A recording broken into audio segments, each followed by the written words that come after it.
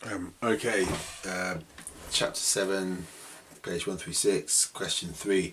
Done it now, so don't have to watch me typing numbers into a computer. 3a says the vehicle accelerates from 4 to 12 meters per second in 6 seconds. Calculate the acceleration. There you go. V minus u over t gives you 1.3.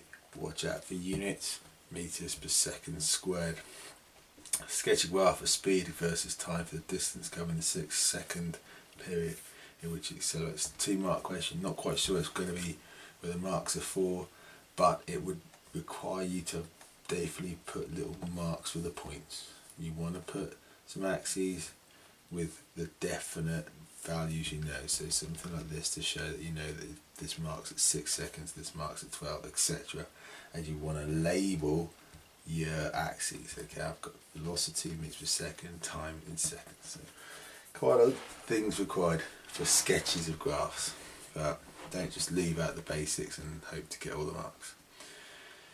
3c, calculate the distance travelled by the vehicle during its 6 second period. Well, it's just smooth out, it's the area end of this graph, of course. It's a trapezium, it's half u plus v times t. It's 48 meters. Alright, so 4.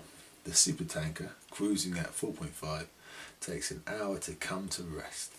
Assuming that the force slowing the tanker down is constant, i.e. the force slowing the tanker down is constant, that means the acceleration is constant. That's really what that's telling you there, which means you can use a CVAT.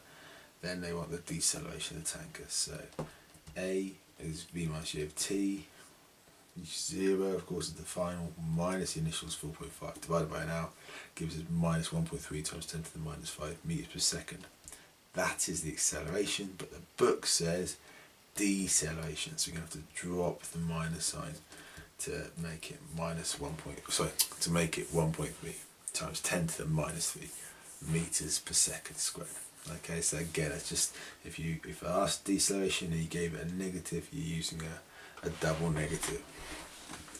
4a part 2 says calculate the distance travelled while the tanker is slowing to a stop. Well, again, it's a CVAT. Plug your numbers in, and it comes to 81,000. Now, for B, so 8100, not 81,000, 8100. Now for B, sketch the distance time graph representing the motion of the tanker, and then for C it says explain the shape of the graph you sketched in part B. So it wants it during the time of the motion of the tanker from time t is 0 seconds to the hours up 3,600. So first things to look out for is you're going to put your axes, right? Time there, distance there. We know that it's going to take an hour, 3,600 seconds. We know the total distance is 8,100 or 8,100 meters. Again, make sure you put units on your axes. We know it starts off fast. We know it ends up coming to rest. So the initial gradient, the thing to remember here, is that gradient of a dt graph, of course, is velocity or speed. Okay.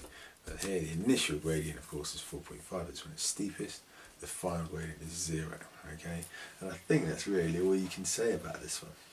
Okay, so that's 4B and C in one.